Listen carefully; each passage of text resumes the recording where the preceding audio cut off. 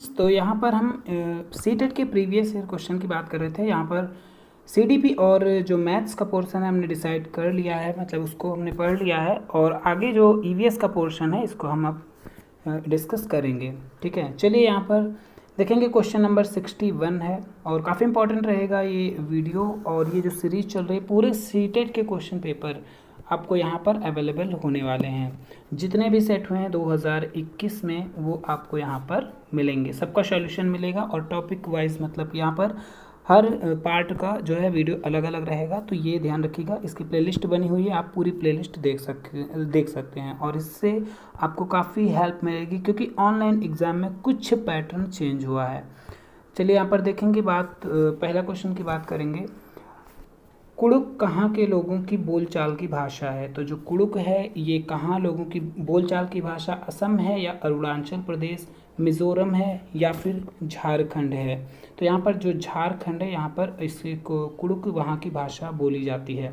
ये जो क्वेश्चन पूछे जाते हैं तो जो NCERT की जो बुक होती है, EVS की बुक, उसमें से रिलेट करके पूछे जाते थे क्वेश्चन लास्ट टाइम, और इस बार भी ऐसे पूछे जाएंगे। चलिए बढ़ेंगे नेक्स्ट क्वेश्चन पर। 62 नंबर यहाँ पर देखिए दिया गया है। अब ये थोड़ा डायरेक्शन टेस्ट जैसे रीजनिंग के क्वेश्चन होते हैं उससे लिया गया है। ठीक है, मतलब दिशा परीक्षण से। अगर EVS में आप बुक देखेंगे तो उसमें दिशा परीक्षण के ऊपर भी टॉपिक हैं, भ्रमण के ऊपर भी टॉपिक हैं, तो उन चीज़ों से यहाँ पर रिलेट करके क्वेश्चन बनाए गए थे लास्ट टाइम। तो यहाँ पर देखेंगे, इस बार देखिए क्वेश्चन क्या है। आपका घर X पर स्थित है, मतलब घर जो है वो X, मतलब कोई पॉइंट मान लेते हैं X। ठीक है, उसके बाद अगर हम देखेंगे यहाँ पर आपका विद्यालय Y पर है। अगर ये मान लीजिए X है और विद्यालय Y पर कहीं पर स्थित है, और यदि आपका विद्यालय ठीक सामने है, मतलब जस्ट सामने की बात की जा रही है कि अगर आपका विद्यालय आप X पर हैं और विद्यालय Y पर है, एकदम सामने है, परंतु बीच में जो है व्यस्त राजमार्ग होने के कारण, बीच में राजमार्ग व्यस्त होने के कारण आप सीधे नहीं जा सकते हैं। आप अपने जो है ठीक उत्तर में जो है 100 मीटर दूर जाते हैं, मतलब X से अगर हम X की पोजीशन देखेंगे तो इसमें आप उत्तर में जो है पहले 100 मीटर जाएंगे, फिर उसके बाद क्या कह रहा है, ठीक पश्चिम में 75 मीटर लंबा सुरंग पथ पार करेंगे, मतलब पश्चिम की ओर, पश्चिम इधर होता है, तो ये 75 मीटर पार करेंगे और ये 100 मीटर था। इसके बाद क्या है, अंत में आप 100 मीटर दूरी पर ठीक दक्षिण में जो है Y पर अपने विद्यालय पर पहुंचते हैं, मतलब 100 मीटर दक्षिण की बात कर रहा है। तो इधर गया उत्तर की तरफ, फिर पश्चिम, फिर दक्षिण आया 100 मीटर। अब आप अपने विद्यालय पहुंच गए तो Y जो है विद्यालय के सापेक्ष, मतलब Y जो है X जो है Y पर विद्यालय के सापेक्ष X पर आपका घर कहाँ स्थित है।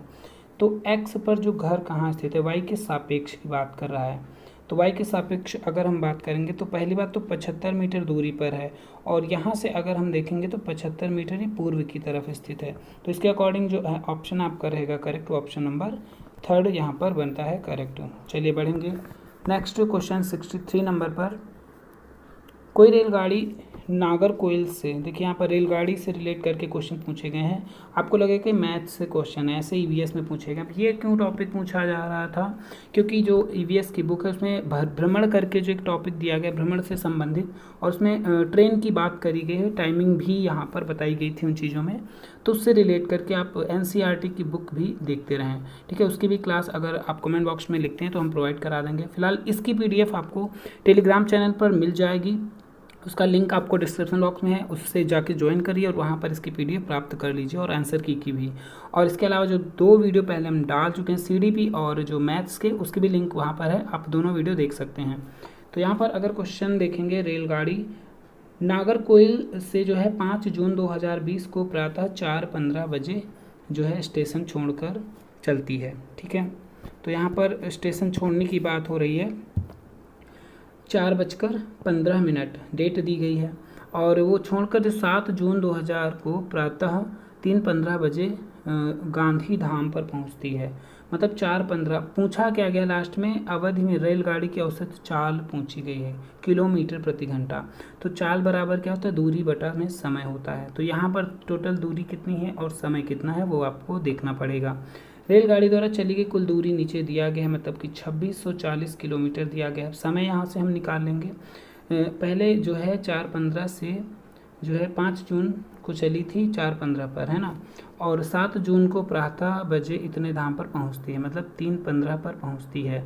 तो टोटल यहाँ पर बात करेंगे, देखिए 5 और 7 पूरे 2 दिन मतलब 48 घंटों की बात की गई है, लेकिन 4/15 और यहाँ पर 3/15 है, मतलब 1 घंटे कम है 48 घंटे में, मतलब कितना होगा यहाँ पर लगभग जो है 47 घंटे रहेगा आपका, ठीक है, 47 आवर्स रहेगा। तो यहाँ पर अगर हम इसको डिवाइड करते हैं तो 56 आएगा, ठीक है, ये ऑप्शन थर्ड करेक्ट बनेगा। चलिए बढ़ेंगे नेक्स्ट क्वेश्चन पर। 64 नंबर क्वेश्चन है यहाँ पर, बिहार के लोगों के लिए मधुमक्खी पालन। देखिए यहाँ मधुमक्खी पालन जो ईवीएस में टॉपिक दिया गया है मधुमक्खियों से संबंधित है, तो वहाँ पर बिहार की खास तौर से बिहार पर फोकस किया गया है। तो मधुमक्खी पालन जो लीची प्रारंभ करने की सबसे अच्छी अवधि क्या है, मतलब किस टाइम जो है बिहार में जो मधुमक्खी पालन है शुरू किया जा सकता है, उस अवधि को यहाँ पर इंडिकेट किया गया है। तो जो अक्टूबर से दिसंबर टाइम होता है, मतलब जब जाड़े की शुरुआत होती है तब टाइम ये सबसे अच्छा माना जाता है। नेक्स्ट बढ़ेंगे क्वेश्चन नंबर 65 पर। वेलक्रो का उपयोग जो है, वेलक्रो का उपयोग बहुत सी चीज़ों को एक दूसरे के साथ चिपकाने में किया जाता है। बहुत सी चीज़ों को मतलब इसका उपयोग, ये भी पेड़ की बात मतलब उसकी बात की जा रही है, चिपकाने की चीज़ है और पेड़ से प्राप्त होती है। और निम्नलिखित में से किसने जो है प्रकृति से प्रेरणा लेकर इसको वेलक्रो को बनाया था। वेलक्रो को किसने बनाया था उसकी बात की जा रही है, तो यहाँ पर जो है जॉर्ज मेस्ट्रल, इन्होंने बनाया था इसको, ठीक है। क्वेश्चन नंबर 66 है, निम्नलिखित में से कौन भारत का संघ शासित प्रदेश है। तो भारत का जो है संघ शासित प्रदेश पूछा गया है। अरुणाचल प्रदेश नहीं है, मणिपुर भी नहीं है, ये कि तो राज्य हैं, मेघालय भी राज्य है। तो ऑप्शन नंबर डी जो कि जम्मू कश्मीर है, क्योंकि जम्मू कश्मीर भी ईवीएस की बुक में आपको दिया गया है, तो ये यहाँ पर अब क्या हो गया है, संघ शासित प्रदेश हो गया है। क्वेश्चन नंबर 67 पर अगर हम बढ़ते हैं तो यहाँ पर देखिए क्वेश्चन नंबर 67 है, हमारे देश के नीचे दिए गए राज्यों में से इनमें से एल्यूमिनियम की खान है, मतलब कि जो हमारे देश के दिए गए राज्य इनमें से राज्य जो हैं एल्यूमिनियम की खान किस राज्य में है ये बताना है। तो ओडिशा, असम, बिहार या फिर पश्चिम बंगाल। तो जो ओडिशा राज्य है इसमें जो है एल्यूमिनियम की खान है। नेक्स्ट क्वेश्चन नंबर 68 जो है, यहाँ ब्रेल लिपि की बात की गई है और ब्रेल लिपि से कोई हर शिफ्ट में क्वेश्चन पूछा जा रहा था। तो ब्रेल लिपि जो है मोटे कागज पर उभरे हुए बिंदु होते हैं इस लिपि में, ठीक है। तो जो ब्रेल लिपि में कितने 6 बिंदु होते हैं पूछी जाती है। यह लिपि आधारित है, कितने बिंदुओं पर आधारित है, तो यह 6 बिंदुओं पर आधारित है। तो option number 2 will be the right answer. Next बढ़ेंगे 69 नंबर क्वेश्चन पर। वीडियो अगर पसंद आए तो एक बार लाइक जरूर करिएगा और शेयर भी करिएगा। यहाँ पर बढ़ेंगे नेक्स्ट, प्याज की फसल उगाने के लिए कई तरह के कार्य करने होते हैं, मतलब जो प्याज की फसल है उसे उगाने के लिए कई तरीके से कार्य किए जाते हैं। तो इन नीचे दिए गए चरणों में जो है उस विकल्प को चुनना है जो चरणों को सही क्रम में दिया गया है। तो सही क्रम यहाँ पर बताना है। तो देखिए यहाँ पर सही क्रम नीचे दिए गए हैं और जो ऊपर दिया गया है ये इसकी लाइंस दी गई हैं। तो यहाँ पर अगर हम काफ़ी छोटा कर सकते हैं तो चीज़ें पढ़ने में मुश्किल रहेंगी। फिलहाल देखेंगे यहाँ पर है, मृदा को सूंघ कर नरम मतलब खोद कर नरम बनाया। तो सबसे पहले ये देखिए जो फार्मिंग का प्रोसेस होता है उसको यहाँ पर डिफाइन किया गया है पूरा, कि कैसे शुरुआत की जाती है और कैसे पूरी फसल का प्रोसेस चलता है। तो मृदा को खोद कर सबसे पहले नरम बनाया जाता है, तो ये तो सबसे पहले ऑलरेडी रहेगा 1 नंबर पर। और प्याज के ऊपर की जो सूखी पत्तियों को काटना, अब आगे देखेंगे तो सूखी पत्तियाँ पहले फिलहाल नहीं काटी जाती हैं। बीज बोना, हाँ तो नंबर 2 पे आएगा बीज बोना। मिट्टी को नरम बनाकर हम बीज बोएंगे। उसके बाद जो है क्या करेंगे यहाँ पर खरपतवार हटाना या फिर प्याज को उखाड़ कर, तो उखाड़ने की बात तो बाद में आएगी, ठीक है। तो ऊपर सबसे पहले हम इसके बाद 3rd नंबर पे करेंगे, जब प्याज उग आएगा तो खरपतवार को हटाएंगे। फिर नेक्स्ट यहाँ पर देखेंगे प्याज के ऊपर की जो सूखी पत्तियाँ हैं उनको काटा जाता है सबसे लास्ट में। ये जो पत्तियां हैं वो सबसे लास्ट में कटती हैं, कब प्याज को ज़मीन से पहले निकाला जाता है। तो ज़मीन का जो प्रोसेस है वो 4 नंबर पे रहेगा, ठीक है। तो यहाँ पर मतलब जो करेक्ट है तो ए, सी और ये डी रहेगा पहले। तो ए, सी, डी अगर हम बात करें तो पहला और तीसरे दोनों में है। फिर चौथे नंबर पे ई वाला ऑप्शन आएगा, तो जो कि ई इसमें दिख रहा है ए वाले ऑप्शन में, तो करेक्ट विकल्प रहेगा ए नंबर। नेक्स्ट है 70 नंबर क्वेश्चन, हमारे देश में जो है एक स्थान है जिसे ठंडा रेगिस्तान कहते हैं, मतलब कि जो है कोल्ड डेजर्ट जिसे कहा जाता है, तो उस स्थान को क्या कहते हैं, मतलब यह क्षेत्र जो है ऊंचा है, सूखा और समतल है। यह क्षेत्र किस एरिया में स्थित है यह बात की गई है यहाँ पर, ठीक है। तो यहाँ पर अगर हम बात करें तो लेह लद्दाख जो है ऑप्शन का नंबर 4 बनेगा करेक्ट यहाँ पर। यहीं पर जो है सूखा रेगिस्तान है, मतलब कि ठंडा रेगिस्तान। 71 नंबर क्वेश्चन यहाँ पर है। क्वेश्चन है यहाँ पर नीचे दिए गए फलों और सब्जियों से उन्हें चुनिए जिसमें भीतर बीज होते हैं, मतलब सब कौन सी सब्जी में भीतर बीज होते हैं, काफ़ी इजी रहेगा। लेकिन यहाँ पर जो कुछ ऐसे हो सकते हैं जो आपको ना पहचान में आ रहे हैं। तो सब्जी का जो एक टॉपिक दिया गया एनसीईआरटी की बुक में, हालांकि 3rd 4th 5th में एनसीईआरटी चलती है, जो एनसीईआरटी की बुक है ईवीएस की 3rd 4th 5th, तो 3 बुक से काफ़ी क्वेश्चन मिलते हैं देखने को। तो ये बुक आपको ईवीएस की ज़रूर पढ़ के जानी है जब भी आपका सीटेट का एग्ज़ाम हो। तो यहाँ पर देखेंगे अंदर, तो यहाँ पर देखिए करेला जो है इसमें भी जो है बीज अंदर ही होते हैं, ठीक है। तो करेला सबसे पहली बात सारे अब एक में नहीं है, तो ये तो गलत हो जाएगा। फिर खीरा में भी होते हैं, तो खीरा देखिए नीचे, खीरा इसमें नहीं है, तो ये अब 2 में चूज़ करना है। अब चीकू है, भिंडी है, भिंडी में भी होते हैं, तो भिंडी दोनों में है। प्याज में नहीं होते, ठीक है। तो यहाँ पर प्याज वैसे भी इन दोनों में नहीं है। तो नाशपाती में भी जो है ये और हाँ आलू टमाटर, आलू में भी नहीं थे। तो आलू में देखिए नंबर 6 12 में आलू दिया गया। तो ऐसे हम एलिमिनेट कर करके अगर पूरे आपको नहीं भी पता है तो करेक्ट नंबर आपको देखिए यहाँ पर विकल्प नंबर 3rd जो है करेक्ट मिल गया, ठीक है। चलिए बढ़ेंगे नेक्स्ट क्वेश्चन पर। 72 नंबर क्वेश्चन है। नीचे दिया गया कौन सा जंतु भालू जैसा दिखता है, काफ़ी पॉपुलर क्वेश्चन है सीटेट का। भालू जैसा दिखता है परंतु भालू है नहीं वह। दिन में 17 घंटे वृक्षों की शाखाओं से उल्टे लटक कर सोकर बिताता है, मतलब 17 घंटे 24 घंटे में से 17 घंटे सोता रहता है और उसी वृक्ष की पत्तियां भी खाता है जिस वृक्ष पर वो रहता है। मान लीजिए कोई वृक्ष है और उस वृक्ष पे वो रहता है, 17 घंटे उसी पे रहता है, सोता रहता है और जब जगता है तो पत्तियां भी उसी की खाता है। और उसकी औसत आयु लगभग 40 वर्ष है। अपने पूरे जीवन में यह मुश्किल से 8 वृक्षों पर घूमता है, मतलब 8 वृक्षों पर अपना पूरा जीवन बिता देता है उसकी पत्तियां खा खा कर। तो ये कौन सा है, यहाँ पर देखिए स्लॉथ जो है ये करेक्ट ऑप्शन रहेगा।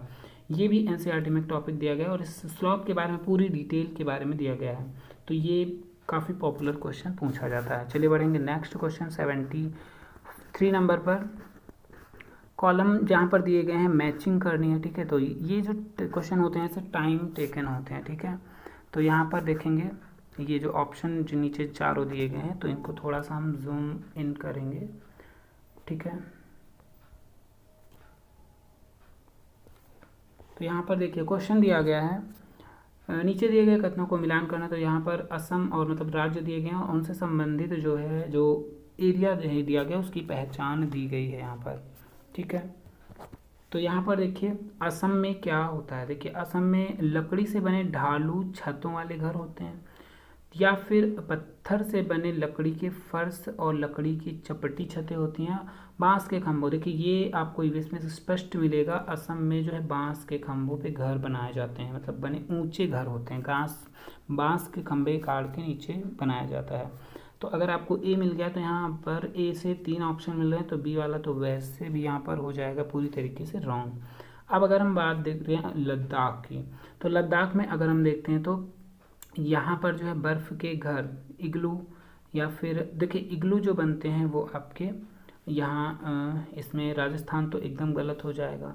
राजस्थान में देखिए कटीली झाड़ियाँ से छतें बनती हैं ना मिट्टी, तो यहाँ पर 5D वाले से आप 5 रिलेट कर पाएंगे, तो डी वाले से 5 भी तीनों ऑप्शन में दिया गया है। अब बचे बीच के 2 ऑप्शन आपको मैच करने हैं, लद्दाख और हिमाचल प्रदेश। तो लद्दाख होता है उसमें जो है पत्थर के घर बने होते हैं, लकड़ी के फर्श और लकड़ी की चपटी छतें होती हैं, बी वाला 2 से मिलेगा। और सी वाला जो है मतलब मनाली हिमाचल प्रदेश में, उसमें लकड़ी के ढालू छत वाले, क्यों, क्योंकि वहाँ पर बर्फ़ गिरती रहती है। इग्लू वाला कोई भी ऑप्शन यहाँ पर नहीं है क्योंकि इग्लू इंडिया में होते ही नहीं हैं, ठीक है। चलिए बढ़ेंगे, यहाँ पर ऑप्शन नंबर 3rd बनेगा करेक्ट। नेक्स्ट क्वेश्चन नंबर 74 है। हमारी पृथ्वी ग्लोब की भांति गोल है, मतलब ग्लोब की भांति है। वास्तव में पृथ्वी पर जो है ऊपर और नीचे कुछ नहीं होता, यह सब सापेक्ष है? हम भारत के लोगों वास्तव में वृक्ष पृथ्वी के पृष्ठ पर नीचे दिए गए जिस देश के लोगों के सापेक्ष उल्टे खड़े हैं, मतलब कौन से देश के सापेक्ष हम उल्टे खड़े हैं वो बात करी गई है यहाँ पर। ठीक है, तो किस देश के सापेक्ष बात, देखिए यहाँ पर कंफ्यूज करने के लिए कई अल्जीरिया, अर्जेंटीना, ऑस्ट्रिया, तो ये तो लगभग पास में ही है, तो ऑप्शन नंबर यहाँ पर 3 बनेगा करेक्ट। जिसके सापेक्ष अगर हम बात करें तो उल्टे हैं, क्योंकि ऑस्ट्रेलिया दक्षिणी गोलार्ध की बात कर रहा है और जबकि इंडिया किस गोलार्ध में है? नॉर्थ गोलार्ध में है। ठीक है, 74 यहाँ पर ये आई थिंक यहाँ पर अर्जेंटीना होगा, क्योंकि अर्जेंटीना जो है अपोजिट साइड की बात कर रहा है ना। तो चलिए बढ़ेंगे 75 नंबर क्वेश्चन पर। 75 नंबर क्वेश्चन है, अपने खेतों से अधिक उपज प्राप्त करने के लिए कोई किसान उर्वरकों और पीड़कनाशियों का अधिक से प्रयोग करके जो है खेतों में बार बार धान की फसल उगा रहा है। मतलब कि किसान जो है फर्टिलाइजर्स भी यूज़ करता है और पेस्टिसाइड्स भी ज़्यादा से ज़्यादा यूज़ कर रहा है। उसका यह व्यवहार जो है खेतों की मृदा को क्या कर देगा, ये पूछा गया है। तो केवल धान की फसलों के लिए उपयोगी बनाएगा, मतलब मृदा को वैसे भी यहाँ पर नुकसान होने वाला है, तो फ़ायदे की बात कर ही नहीं सकते हम। अन्य फसलों के लिए उपजाऊ बिल्कुल नहीं, जुताई और बुआई के लिए उपयुक्त बिल्कुल नहीं, अंततः किसी भी फसल को उगाने के लिए अनुपयुक्त बनाएगी, मतलब कि वो मिट्टी को नुकसान पहुँचाएगा। तो करेक्ट ऑप्शन यहाँ पर 4 रहेगा। ठीक है, 76 क्वेश्चन नंबर पढ़ते हैं। 76 नंबर है, निम्नलिखित में से कौन सा जो है समूह ईवीएस पाठ्यक्रम में, अब यहाँ पेडागोजी से स्टार्ट करेंगे क्वेश्चन है। ठीक है, 15 नंबर जो कंटेंट पे होते हैं, 15 नंबर यहाँ पर पेडागोजी। तो केवल की बात करें, अगर केवल कोई ऑप्शन होता है तो बिल्कुल रॉन्ग माना जाएगा, देख लीजिएगा। पाठ्यक्रम में सुझाए गए 6 थीमों, जो ईवीएस की थीम्स है ना वो 6 थीम है, तो 6 थीमों में से 4 को सही ढंग से प्रस्तुत करता है। कौन सा ऑप्शन यहाँ पर 4 को सही ढंग से, ईवीएस की 6 थीम आपको, अब ये 6 थीम कहाँ दी गई? देखिए, जो बुक होती है एनसीईआरटी की, जब आप कोई भी बुक खोलते हैं, उसको ओपन करते हैं, तो उसका जो सिलेबस दिया होता है उससे जस्ट पहले एक भूमिका टाइप में पेज दिया होता है ना, उस भूमिका को लगभग 2 से 3 पेज के उस भूमिका को पढ़ लेंगे, उससे आपके 2-3 क्वेश्चन वहाँ से आते हैं ईवीएस में 100%। उस पेज को अगर आप देखते हैं तो उसी से ये थीम उसमें स्पष्ट लिखी हैं। ठीक है, तो वो थीम और सब थीम क्या है, ये सब आपको यहाँ से एक क्वेश्चन 100% बनेगा। तो यहाँ पर देखेंगे कौन सा सही विकल्प है। ठीक है, तो यहाँ पर देखिए पौधे, जानवर, परिवार, भोजन और पदार्थ, इसमें अगर हम देखते हैं तो देखिए 4 दिए गए हैं, बट एक यहाँ पर नहीं है। ठीक है, यहाँ पर देखिए परिवार और दोस्त एक हो जाएगा, भोजन हो जाएगा, पानी हो जाएगा, यात्रा, देखिए यात्रा से रिलेटेड क्वेश्चन इसीलिए पूछे जाते हैं, भोजन से पूछे जाते हैं, पानी से पूछे जाते हैं, परिवार और दोस्त, ये विकल्प यहाँ पर करेक्ट बनेगा। ठीक है, और चीज़ें जो हम बनाते हैं यह भी, लेकिन इसमें अदर अगर पदार्थ की बात करें ना तो अदर जो मैच नहीं खा रहे हैं वो थीम। ठीक है, 6 थीम आपको पता होनी चाहिए। नंबर 77 की बात करेंगे यहाँ पर, शिक्षार्थी के पोर्टफोलियो बनाने के लिए अच्छे तरीके क्या हैं? जो शिक्षार्थी होता है उसके पोर्टफोलियो बनाने के अच्छे तरीके क्या होते हैं यहाँ पर बताना है। तो यहाँ पर एक ऑप्शन नीचे कट रहा है। ठीक है, ऑप्शन नंबर ए यहाँ पर देखिए, एक विशिष्ट कारण के आधार पर पोर्टफोलियो में शामिल किए जाने वाले काम का चयन करना, तो ये बिल्कुल करेक्ट है। और बी नंबर ऑप्शन, एक विद्यार्थी के काम की सभी वस्तुओं का चयन करना, तो सभी वस्तुएं कट हो जाएगा। शिक्षार्थी के अपने काम का चयन और अपने पोर्टफोलियो में शामिल करवाना। अब पोर्टफोलियो क्या होता है, ये आपको एक वर्ड है, काफ़ी इंपॉर्टेंट वर्ड है, तो ये आपको पता होना चाहिए। जो भी देखिए यहाँ पर एक चार्ट टाइप में बना होता है स्कूल में, और उसमें जो शिक्षक होता है वो क्या करता है, हर बच्चे का जो है बायोडाटा रखता है और उसमें उसकी जो भी अचीवमेंट्स हैं या फिर उसकी कमियां उनको नोट करता रहता है, हर बच्चे के अलग अलग एक चार्ट टाइप में बना होता है, उसी को पोर्टफोलियो कहा जाता है। ठीक है, डी नंबर ऑप्शन यहाँ पर है, एक समय अवधि में शिक्षार्थियों के कामों के विभिन्न स्तरों को इकट्ठा करना। ठीक है, तो यहाँ पर जो 4 नंबर ऑप्शन ये बनेगा करेक्ट। बढ़ेंगे नेक्स्ट 78 नंबर पर, एनसीएफ। यहाँ पर जो एनसीएफ के 5 मतलब एक तरीके से जो सेंटेंस दिए गए हैं ईवीएस के बारे में वो आपको पता होना चाहिए, उससे रिलेटेड पूछा जाता है। तो यहाँ पर 2005 के अनुसार निम्नलिखित में से कौन सा ईवीएस के पाठ्यक्रम के बारे में सही है? तो ईवीएस के पाठ्यक्रम के बारे में सही विकल्प बताना है। तो ईवीएस का पाठ्यक्रम को जो है पर्यावरण शिक्षा और सामाजिक विज्ञान के एकीकृत रूप में प्रस्तुत किया गया है, या फिर ईवीएस का पाठ्यक्रम सामाजिक विज्ञान और पर्यावरण शिक्षा का एक विषयगत एकीकरण है, या ईवीएस का पाठ्यक्रम विज्ञान और पर्यावरण, या ईवीएस का पाठ्यक्रम जो है विज्ञान और ये जो है विज्ञान और पर्यावरण शिक्षा का एकीकरण विज्ञान। तो ईवीएस में जो है 3 चीज़ें आपको याद रखनी है। ईवीएस 3 चीज़ों पर फोकस्ड है। कौन सी चीज़ों पर? विज्ञान भी है उसमें, सामाजिक विज्ञान भी है और पर्यावरण शिक्षा भी है। तो तीनों चीज़ें इसमें शामिल होती हैं ईवीएस में। बाकी सब में 2-2 ऑप्शन है। एकीकृत रूप तो है ही, उसमें विज्ञान, सामाजिक विज्ञान और पर्यावरण तीनों का कंबाइंड मिक्सचर बनता है, तब जाके ईवीएस कंप्लीट होती है। तो ऑप्शन नंबर यहाँ पर 4 बनेगा करेक्ट। नेक्स्ट है 79 नंबर क्वेश्चन। 79 नंबर है एक ईवीएस शिक्षक जो है अपने शिक्षार्थियों को पड़ोस में इस्तेमाल होने वाली विभिन्न ईंधन पर सर्वेक्षण करने को कहता है, और सर्वेक्षण के संचालन के दौरान निम्नलिखित में से कौन सी प्रक्रिया कौशल विकसित की जा रही है। मतलब जो सर्वेक्षण करेंगे तो उस समय कौन सा कौशल बच्चों में जो है विकसित होगा। तो परिकल्पना बनाना होगा, या फिर जो है समालोचन चिंतन करेंगे, या रिकॉर्डिंग अभिलेखन और सुनने के कौशल करेंगे, या पूर्व अनुमान और रिपोर्टिंग कौशल करेंगे। तो क्वेश्चन में भाव छिपा होता है। यहाँ पर ना तो कोई परिकल्पना बच्चे बनाएंगे, ना पूर्व अनुमान का कोई कौशल लगाएंगे, ना तो समालोचनात्मक चिंतन करेंगे। यहाँ पर रिकॉर्डिंग मतलब जो चीज़ वो देखेंगे उसके अनुसार उसका अभिलेखन और सुनने का कौशल प्राप्त करेंगे। चलिए नेक्स्ट नंबर क्वेश्चन है यहाँ पर 80 नंबर क्वेश्चन। सीखने के लिए निरंतर आकलन के आवश्यक तत्व क्या हैं। मतलब निरंतर आकलन के आवश्यक तत्वों की बात की गई है। इसका उपयोग जो है बच्चे के बारे में फैसला सुनाने के लिए किया जाता है। मतलब बच्चों के बारे में जो आकलन अगर करें, निरंतर आकलन जो है वो किस के आवश्यक तत्व क्या हैं। तो निरंतर आकलन से फैसला केवल नहीं सुनाया जाता, इसे सीखने की स्थितियों में निहित किया जाता है। तो सीखने की स्थितियाँ मतलब कैसे बच्चे किस स्थिति में सीख पा रहे हैं, ये चीज़ें आकलन में आती हैं, वो उसका जो है उसमें निहित करेंगे। और नेक्स्ट ऑप्शन नंबर सी है यहाँ पर, यह शिक्षकों को उनकी शिक्षण अधिगम विधि को समायोजित करने की गुंजाइश प्रदान करेगा। मतलब शिक्षण अधिगम को जो विधि है उसमें बच्चा एकोमोडेट कर पाएगा, उसकी गुंजाइश होती है। किसके बेस पे? आकलन के बेस पे। यह सह शिक्षार्थियों को अपने काम की निगरानी और सुधार के लिए कोई गुंजाइश नहीं प्रदान करता।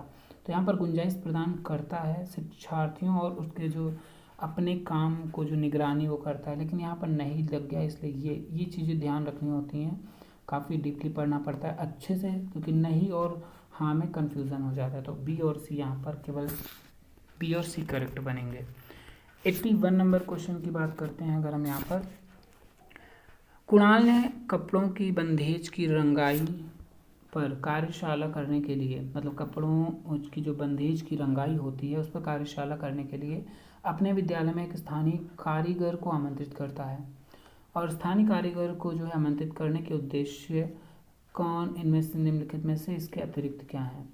मतलब उद्देश्य जो है निम्नलिखित में से इसके अतिरिक्त क्या है, क्या उसके उद्देश्य हैं।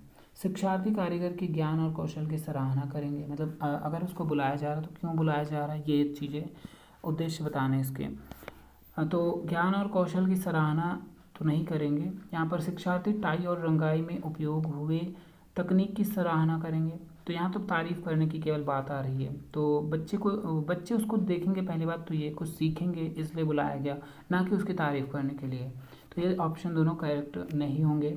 शिक्षार्थियों को स्थानीय भाषा सीखने में मदद करना, या टाई और डाई के हाथ से रंगने के अनुभव प्रदान करना।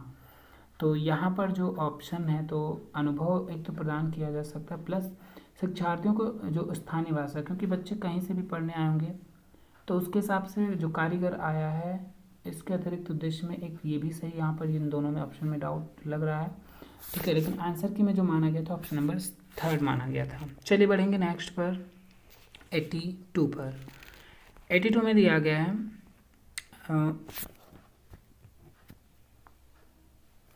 मेहर के पास कक्षा में कुछ विद्यार्थी हैं। मतलब जो मेहर है, एक शिक्षक है मेहर, और उसके पास कुछ विद्यार्थी हैं जो प्राकृतिक आपदा के कारण अपने मूल स्थान से विस्थापित हो गए हैं।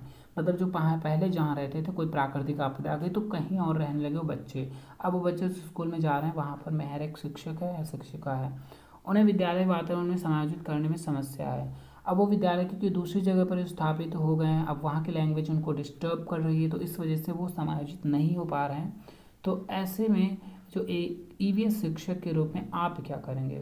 तो आपको पहली बात तो यहाँ पर कोई निगेटिव पॉइंट नहीं चूज़ करना है, तो उसको ध्यान में रखिएगा। तो यहाँ पर धैर्यवान होंगे ताकि वे स्वाभाविक रूप से समय के साथ जो है समायोजित हो सकें। तो पहले यहाँ पर पहले हम चारों ऑप्शन देखेंगे, ठीक है। और दूसरा ऑप्शन है केवल विस्थापित शिक्षार्थियों का एक समूह बनाए। समूह अलग बनाने की कोई बात करे तो वो कट हो जाएगा, तुरंत नहीं सही माना जाएगा। उन्हें एक तथ्य के रूप में विस्थापित को तुरंत स्वीकार करने और आगे बढ़ने के लिए प्रोत्साहित करेंगे। तो तुरंत जो छोटे बच्चे हैं, क्योंकि प्राइमरी स्तर पर हम ये ऑप्शन करेक्ट नहीं मान सकते। और जो 4 नंबर क्वेश्चन ऑप्शन है, उन्हें एक अन्य शिक्षार्थियों के साथ बातचीत करने में मदद करेंगे। तो पहली बात तो ये सबसे ज़्यादा मजबूत विकल्प बन रहा है, आपको ये भी सही लगेगा। लेकिन बच्चों के पक्ष में यहाँ पर शिक्षक की बात तो की भी जा रही है, प्लस बच्चों का पक्ष भी देखना है, तो उसके अकॉर्डिंग यहाँ पर ये वाला विकल्प पूरी तरीके से सही माना जाएगा। बढ़ेंगे 83 नंबर क्वेश्चन पर। समुदाय संसाधन के रूप में उपयोग करने का औचित्य क्या है? मतलब जो एक कम्युनिटी होती है, मतलब समुदाय होता है, जो उसको संसाधन के रूप में मानने की बात करी जा रही है ना, तो यहाँ पर इसका उपयोग करने का औचित्य क्या है? क्यों जो है समुदाय को संसाधन के रूप में माना जा रहा है? तो यहाँ पर देखिए, यह समुदाय में जो है सभी ज्ञान को अनायास स्वीकार करने में मदद करता है, या फिर यह बिना प्रश्न करे स्थानीय ज्ञान को लोकप्रिय बनाने और फैलाने में मदद करता है। इस समुदाय को अपने बच्चों के सीखने में हिस्सेदारी है और उसमें उन्हें शामिल होने की ज़रूरत है। तो देखिए, यहाँ बच्चों की बात पहली बात तो रख दी गई समाज के रूप में, और बच्चे जो उससे में जब शामिल होंगे तो कई चीज़ें सीखेंगे और उसमें हिस्सेदारी उनकी बढ़ेगी। तो ये विकल्प रहेगा यहाँ पर करेक्ट। 84 नंबर क्वेश्चन है यहाँ पर। आरोही ने अपने विद्यार्थियों को अपनी कक्षा का मानचित्र खींचने को कहा। मतलब कोई कक्षा है उसका मानचित्र बनाने के कहा। यह क्रियाकलाप विकास करने में सहायक होगा। मतलब कौन सी चीज़ का विकास करने में सहायक होगा, यहाँ पर वे बताना है। तो पूर्वानुमान और गणना, तो गणना की कोई बात ही नहीं होती है यहाँ पर। आंकड़ों के अभिलेखन, या आंकड़ों का कोई अभिलेखन नहीं होगा फिलहाल। तो अभिविन्यास और सापेक्ष स्थितिकी, देखिए अभिविन्यास सापेक्ष जो स्थितियाँ होती हैं, मतलब कहाँ पर डोर है, कहाँ पर बोर्ड है, कहाँ पर बच्चे बैठेंगे, इन सब चीज़ों का ध्यान रखते हुए उसके सापेक्ष स्थिति की समझ आएगी। तो option number C will be the correct answer. Next है 85 नंबर क्वेश्चन। निम्न में से क्या पाठ्यचर्या के विकास के लिए मार्गदर्शक सिद्धांत नहीं है? मतलब पाठ्यचर्या के विकास का मार्गदर्शक सिद्धांत नहीं वाला बताना है। तो विद्यालय जो पाठ्यचर्या NCF 2005 की जो इसके मार्गदर्शी सिद्धांत हैं वो आपको याद होने चाहिए पांचों। तो एक तो देखिए यहाँ पर बाह्य जीवन से जोड़ना, ये तो है ही, ठीक है। और सुविधा करना कि अधिगम जो है रटंत विधियों से परे हो। रटंत विधियों से परे मतलब रटने पर डिपेंड ना हो, उनको समझ उसकी होनी चाहिए बच्चों को। ये दोनों करेक्ट हैं, लेकिन यहाँ पर नहीं चुनना था। परीक्षा को आसान बनाना, तो ऐसी कहीं बात नहीं की गई है फिलहाल। तो पाठ्यचर्या को समृद्ध करना ताकि यह पाठ्य पुस्तकों तक सीमित, देखिए अगर यहाँ पर ना लगा होता, मतलब सीमित रहे होता तो ये भी गलत हो जाता। तो पाठ्य पुस्तकों तक सीमित नहीं करना है पाठ्यचर्या को, बल्कि उसको बाहर की ज़िंदगी से जोड़ के सिखाना है बच्चों को। तो यहाँ पर ऑप्शन नंबर सी पूछा गया, जो कि नहीं सिद्धांत है, वो सी नंबर है, 3rd नंबर। 86 क्वेश्चन की बात करेंगे हम यहाँ पर। ईवीएस जो है, ईवीएस में शिक्षार्थियों के आकलन करते समय, मतलब शिक्षार्थियों का अगर ईवीएस में आप आकलन कर रहे हैं तो किस चीज़ से आपको बचना होगा और किन चीज़ों को ध्यान देना होगा। तो ध्यान देने यहाँ 3 पॉजिटिव ऑप्शन मिलेंगे, एक नेगेटिव, वही आपका सही बनेगा। तो जानकारी एकत्रित करने के विभिन्न तरीकों के उपयोग जो है करने से, मतलब इस चीज़ से बचना चाहिए। क्या जानकारी अगर एकत्रित करना है तो विभिन्न तरीके आप नहीं अपनाएंगे, बिल्कुल अपनाएंगे, पहली बात तो। और अगला क्वेश्चन यहाँ पर है, मतलब ऑप्शन है अधिक सटीक विवरण के लिए घटना की तत्काल रिकॉर्डिंग करने से बचेंगे। तो ऐसा बिल्कुल नहीं, आप घटना की रिकॉर्डिंग करेंगे, उससे बचेंगे नहीं। आकलन के आधार के जो रूप में है समूह का उपयोग करेंगे, तो आकलन का जो आधार मानेंगे इसको समूह के रूप में। आकलन करते समय तकनीकी भाषा के उपयोग करने से बचेंगे। तो तकनीकी भाषा जो है, अगर आप आकलन करें तो तकनीकी भाषा ईवीएस में कोई ज़रूरी नहीं है, क्योंकि ईवीएस की बात की गई है, तो इससे आपको बचना चाहिए। बाकी तीनों आपको फॉलो करने चाहिए। 86 कंप्लीट होता है। 87 नंबर क्वेश्चन यहाँ पर है, काफ़ी बड़ा क्वेश्चन है। यहाँ पर देखेंगे, यहाँ पर देखिए ऑप्शन दिए गए हैं। रोनाल्ड रॉस के बारे में, मतलब जो रोनाल्ड रॉस थे और उनके बारे में, जो कि बीमारी से संबंधित है, मच्छरों के काटने से जो भी था, तो स्टोरी आप समझ जाएंगे, तो उसके बारे में दिया गया है। रोनाल्ड रॉस के बारे में कक्षा 5 में एक कहानी दी गई है, जिसको 1902 में चिकित्सा के लिए नोबेल पुरस्कार मिला था। ठीक है, जब उसने जो है सिकंदराबाद के अस्पताल में काम करते हुए यह खोजा कि मच्छर मलेरिया फैलाते हैं। उन्होंने खोजा, रोनाल्ड रॉस ने, कि मलेरिया किससे फैलता है? मच्छरों से फैलता है। उन्होंने अपने शब्दों में बताया कि कैसे मच्छरों का पीछा करते हुए, मतलब अपने शब्दों में एक्सप्लेन किया है कि वो कैसे मच्छर का पीछा कर रहे थे और समय अपना बिताया और कहाँ गया, कैसे क्या चीज़। मच्छरों के पेट को खोलने के लिए उसे काटा और उसका सूक्ष्मदर्शी के नीचे अवलोकन किया था उन्होंने। तो रोनाल्ड रॉस की कहानी के ईवीएस में शामिल होने का क्या उद्देश्य हो सकता है? क्यों इनकी कहानी को ईवीएस में शामिल किया गया? तो वो ऑप्शन आपको यहाँ पर चूज़ करने हैं। पहला ऑप्शन है शिक्षार्थियों को वैज्ञानिक प्रक्रियाओं के बारे में समझने में मदद करना। तो वैज्ञानिक प्रक्रियाओं के बारे में जो समझें, इसीलिए शामिल किया गया, क्योंकि विज्ञान से संबंधित है। दूसरा ऑप्शन है शिक्षार्थियों को कहानियों के लिखने। तो यहाँ कहानी की बात ही नहीं हुई, वैज्ञानिक तर्क की बात की गई है। शिक्षार्थियों को विभिन्न खोजों के बारे में अधिक रोमांचक कहानी को इकट्ठा करने के लिए प्रोत्साहित करना। तो यहाँ पर रोमांच की बात करेगी, क्योंकि मच्छर से बच्चे पहले से अवगत होते हैं और कैसे उसका पीछा करना, तो काफ़ी रोमांचक बन जाता है, ताकि उसे प्रोत्साहित करने की बात करी गई है। करेक्ट रहेगा। ऑप्शन नंबर डी, विज्ञान के इतिहास की सराहना करना। तो ये भी विज्ञान की हिस्ट्री से बात की गई है। तो तीनों रहेंगे ए सी एंड डी। तो यहाँ पर ए सी एंड डी किस में रहेगा? ऑप्शन नंबर बी बनेगा यहाँ पर करेक्ट। नेक्स्ट क्वेश्चन यहाँ पर है क्वेश्चन नंबर 88। भूषण अपनी कक्षा सेकंड की भाषा की कक्षा में थीम, मतलब भाषा की कक्षा और एक थीम जो है यात्रा एनसीईआरटी की थीम मानी जाती है। ठीक है उसमें से। तो यात्रा को एकीकृत करना चाहते थे।